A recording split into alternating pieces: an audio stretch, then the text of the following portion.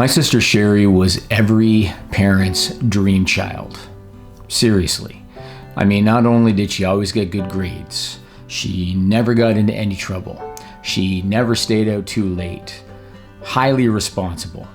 As a matter of fact, she was even helping my parents out in our grocery store when she was a preteen. I did work at the grocery store a lot when I was younger.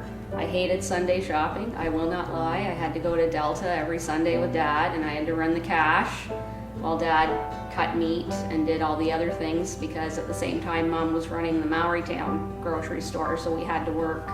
We had to split up because they couldn't afford to hire people to work on Sundays, because at that time it was double time and more expensive. So when they had the grocery store, I grew up working there. Like, I would help out at night, help Mom with, I still remember it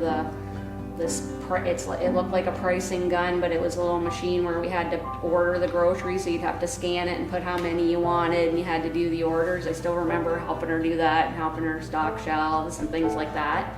After becoming a teenager, when other kids would be out on weekends doing whatever kids did, going to the movies, hanging out at the mall, whatever, my sister continued to work.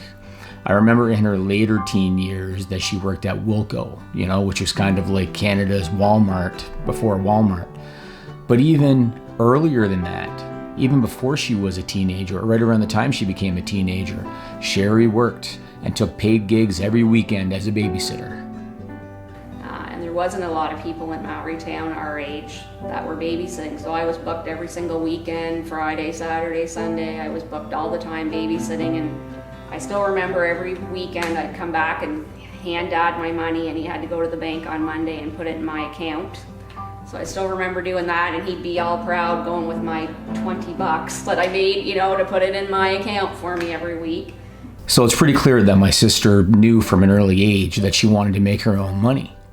As a matter of fact, looking back at her graduation photo in the school yearbook in 1989, the prototype that she listed for herself, if you can believe it, was Donald Trump. Now keep in mind, this was 1989. This was years before he became the famous, or maybe infamous, President of the United States. But still, it just goes to show that many years ago, that's who she listed for her prototype. So she had already learned that she wanted to make her own money. My sister was always incredibly organized, not to mention big on surprises. She loved surprising our parents. And I will never forget when I was 14 years old, Sheri came up with the idea to put together a portrait of her and I to give to her parents as a Christmas gift. I remember she brought my suit to school that day, and I had to get changed at school. I can't recall if it was at lunchtime or if it was after school, but I remember walking the hallways wearing a suit and getting all kinds of comments. But sure enough, it came together without a hitch. The portrait was taken. Our parents were very surprised on Christmas Day. And looking back on it, not only did Sheri organize the whole thing, but I think she paid for the whole thing too, which was maybe one of the perks of her being the organized big sister.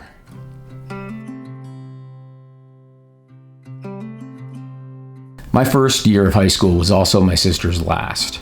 Now, I knew going in that she had a lot of friends. I knew that she was generally well liked.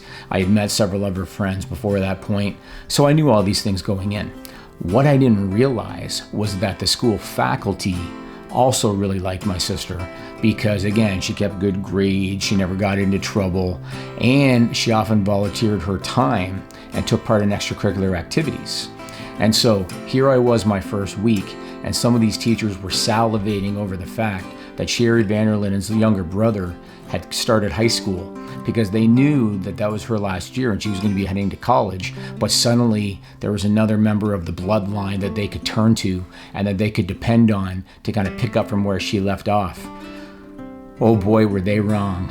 Because when it came to those aspects or those qualities of my sister, at that time, we didn't share them. And one of my favorite stories has to do with a marketing teacher. His name was Mr. Van Bolhouse.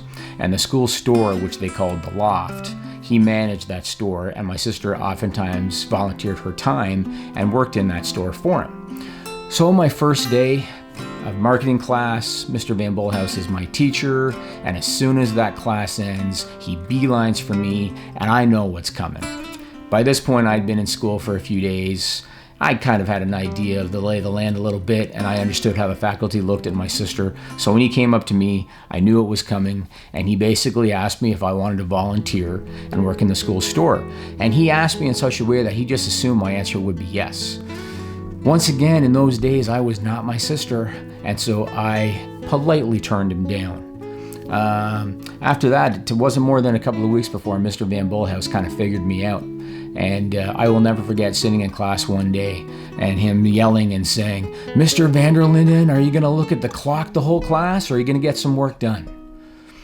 And I thought, yep, once again, screwed by my sister, because she was just too good, too responsible, too dependable, and 9th grade James was not. After I graduated from high school, I wanted to get as far away from small town life as I could. And so I went away to university, out of town. Then during the summers, I would come home and I would work, but then the school year came and I left again. And after I graduated, I moved away.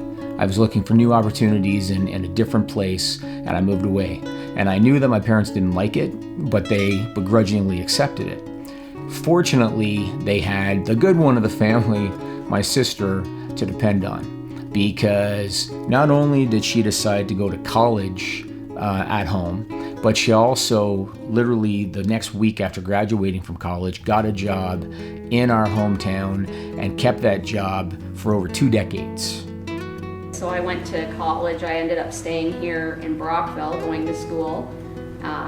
And Mom and Dad kind of talked me into that because Dad threw out, "I'll buy you a car if you stay home." So then it was like, go to university and do everything on my own, or stay home. Mom cooks all my meals, she does the laundry, and I get a car. So they talked me into staying home. So I stayed home and did my finance here in Brockville, and then I was lucky enough to get a job. I finished school on Friday and started on Monday, and I've been at the same place for 26 years. So I've been very fortunate that way. As a kid, I felt like somewhat of the black sheep of the family, because there were certain qualities that my mother and father had and my sister had that I just didn't have. One of which was the fact that they loved to gossip. They loved to gossip about the locals, and they loved to talk about how family and friends were doing and what they were up to.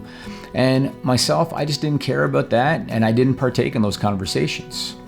Well, then came the world of social media, and specifically along came Facebook.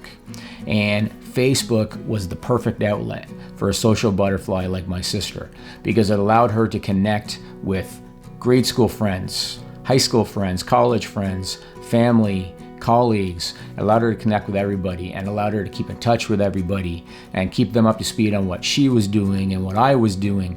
And of course, it also allowed her to keep up with the local gossip.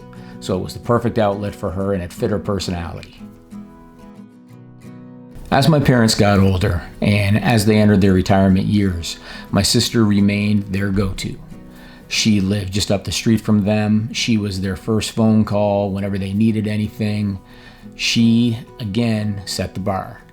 I know she was their favorite, was always their favorite. I'm okay with it, have no issue with it, because again, she was the good one. She was the reliable one, the dependable one, and she set the bar. If I come by myself, I can get here in 5, and if they need us, we can be here in 2. So my husband and I live close for that reason. So if they need us, we're here. But we still have our own space because they're still, we're all still able to live on our own, which is nice. And when it comes to the point that they can't, everyone's going to live with Jamie in his big house in Toronto. Yeah, my sister definitely set the bar.